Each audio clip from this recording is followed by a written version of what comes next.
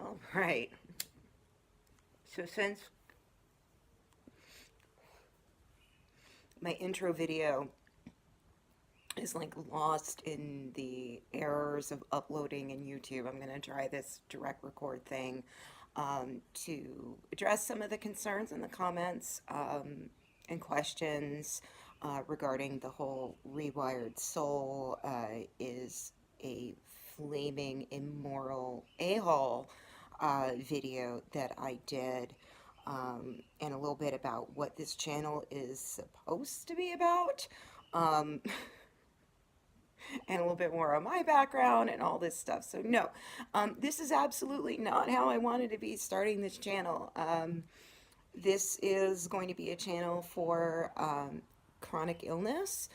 There's going to be a lot of mental health overlap since, when you're dealing with chronic pain and chronic illness, it does a lot to your mental health, and a lot of us struggle with that. And if we can improve our mental health while dealing with our chronic illness struggles, it makes everything a lot easier to get through. It doesn't cure us, unlike the documentary Heal would like you to believe. Yeah, we'll probably cover that too. Um, but it is important. Um, so that's what the channel is mainly going to be. And I'm not going to be the only person uploading videos to this channel. I have a lot of really amazing friends that come at this from a lot of different perspectives. I'm actually the only one with a healthcare background in the crew, and I wouldn't have it any other way. Um, yeah, like this is not the kind of crap we want to be talking about. And also, this should never happened. Like, no, no, all these things he's been doing recently, in particular, should not have happened. And I just can't believe how well Leaf is handling all of this, as well as the other people that he's directly gone after. It is just absolutely ridiculous. And unfortunately, I haven't seen many other mental health professionals kind of chiming in on this situation. And, I just want to lead some credence to the issue. And ideally, like, these videos won't be up forever. I if Leaf decides to take all of her stuff offline about this, so she can just get a clean slate, I will be taking these videos offline. At the very most, I might make a, better, well edited video kind of detailing the issues with the Rewired Soul in case he comes back. And unfortunately, as I said in comments on the other video, I know he's going to. In some way, some shape, some form, he's going to come back. And I wouldn't even be surprised if it's a new channel and it's rebranded, but he's going to be doing the same dangerous crap, even if he's not like directly targeting people like he is right now. So, bear on me. I'm a chain smoker. You couldn't tell. Um, I am disabled. I have systemic autoinflammatory disease. It's like this bizarro form of autoimmune disease where my primitive immune system essentially thinks that my body is the enemy and tries to find, very unique and creative ways to, you know, kill me, essentially. Um, yeah, that'll be more in my intro. Yes, I did work as a psychotherapist for over 8 years. I have my master's degree, and I kind of wanted to get in a bit about the fact that, yeah, while I'm a trauma survivor and I'm a therapist, like how all that happened. Um, so I didn't want to be a therapist. It's the last thing I wanted to be. I purposefully got a master's degree that is diverse. So I went into social work, and social work you can do anything from policy, from child protection to psychotherapy to medical social work. Like the sky's the limit. And I made this decision after I realized with psychology, like I'd wanted to get into some neuroscience research and things like that, and just that it was too much work. like, and getting the internships and stuff I would have wanted in order to get my PhD just wouldn't have been worthwhile. And I, equally care about activism and advocacy. And it was always like my biggest concern that given my own mental health history that, I didn't want to touch psychotherapy. Like we're all told like in class, like if you have these issues, like don't go into psychotherapy. And uh, how that happened, let me get there. So, um, first, with my first internship, that I was supposed to get in undergrad, um, there was an issue, and therefore I went from the beginning of the stack for getting an internship to the end. And one of the few that was available was for the state psychiatric hospital.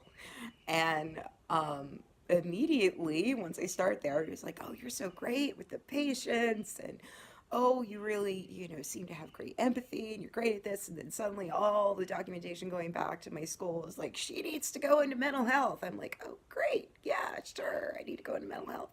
So, thankfully, I was able to redirect that some with my second internship, and I did that in substance abuse. I personally don't have any addiction history other than these. Um, but it's really touched my life. I've had a lot of friends who have dealt with addiction, and it's very personal to me, and something I really care about. So I did my second internship for substance abuse. So then, I go out and try and get a job, and of course, it's hard to get in to a good job right out of school. So I went and got a job. I'm just gonna give up on this. I went and got a job uh, with the state psychiatric hospital that I'd worked for, and did very well there. But within a year, I was like, I'm not doing anything clinical. Like I'm sick of the bureaucracy. I want to move on and do something else. So then I interviewed with the employer that I was with for a very long time and is now paying my disability, thankfully.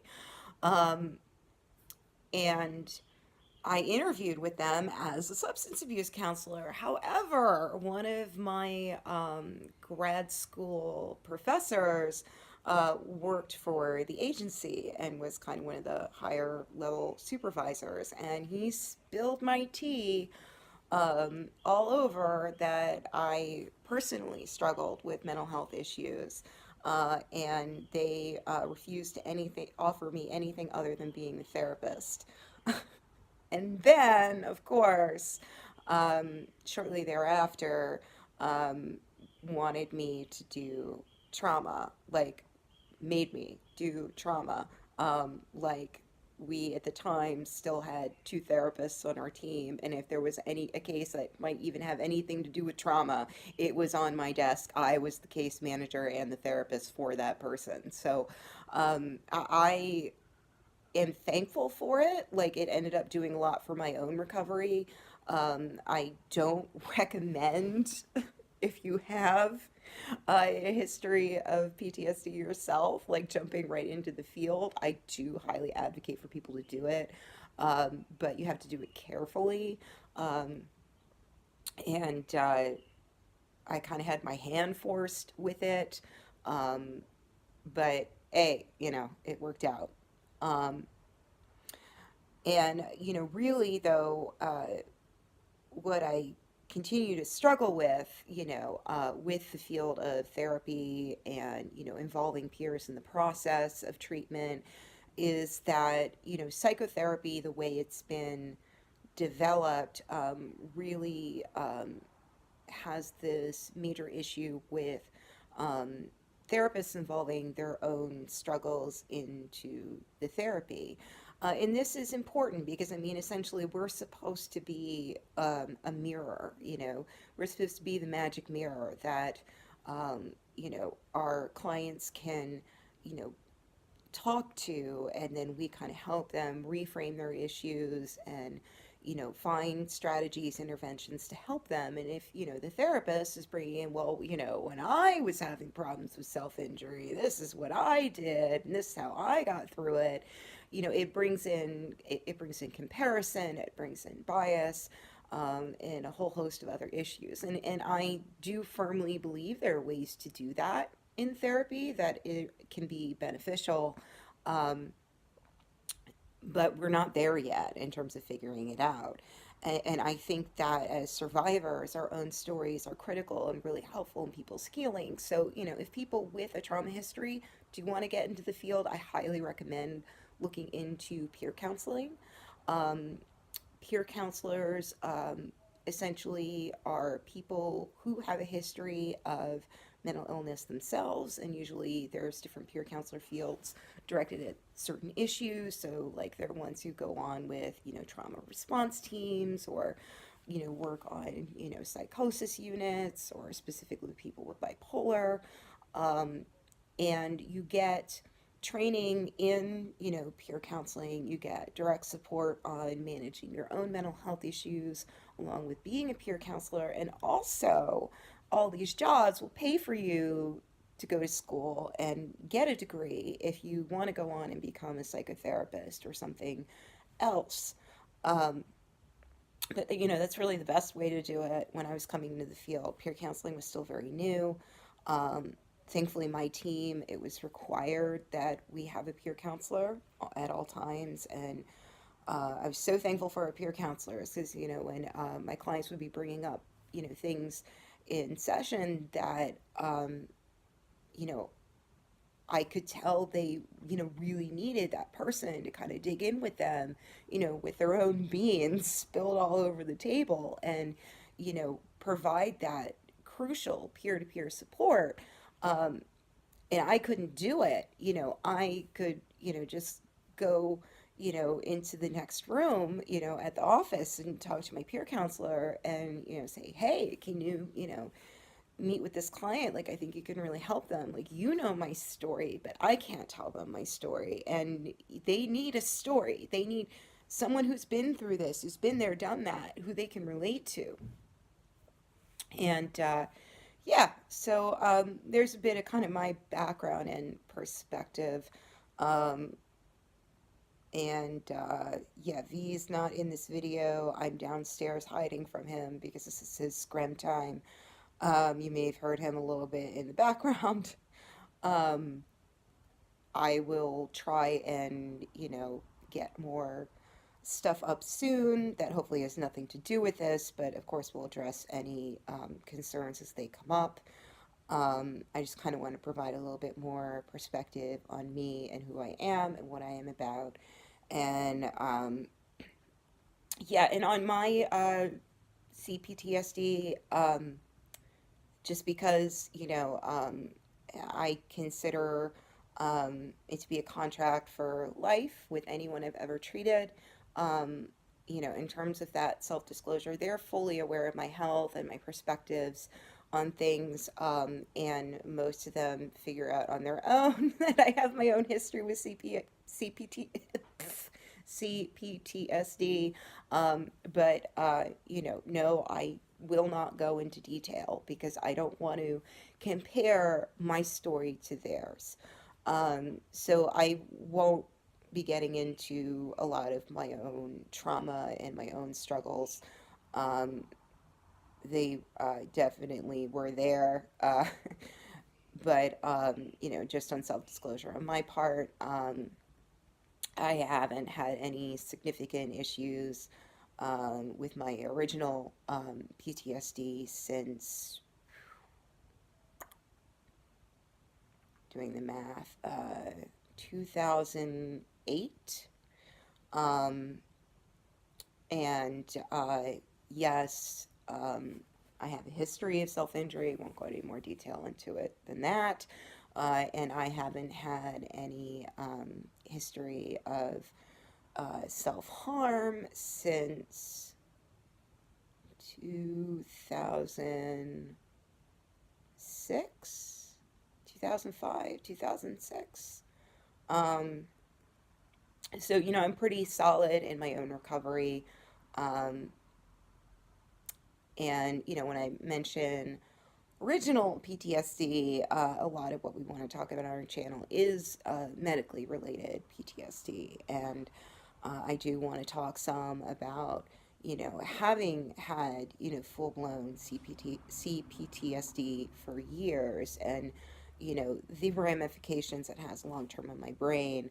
Um, you know, how I do my best to try and stay vigilant of things that legitimately trigger trauma and cause trauma when you are dealing with a major medical diagnosis. And there's also been a lot of really cool stuff coming up in medicine now with incorporating trauma informed care into medical practice and understanding how medicine can be traumatic, how past traumas unrelated to medicine can um, further compound trauma in the medical setting, as well as, you know, the adverse childhood experiences inventory, the ACE, which is now being used to in like regular, like just, you know, your physical assessments with your primary care doctor to kind of get a sense of trauma history without any details, and how a history of trauma can actually have predictive implications in terms of our physical health. So, yeah, if you find my ramblings worthwhile, hit that like, hit subscribe, hit the notification bell. I hope this provides a little bit more context to this video I wish never needed to be made. Um, and I hope I did the topic some justice. Um, it's just terrible. So anyways, I'll see y'all soon. Thanks for watching. Bye.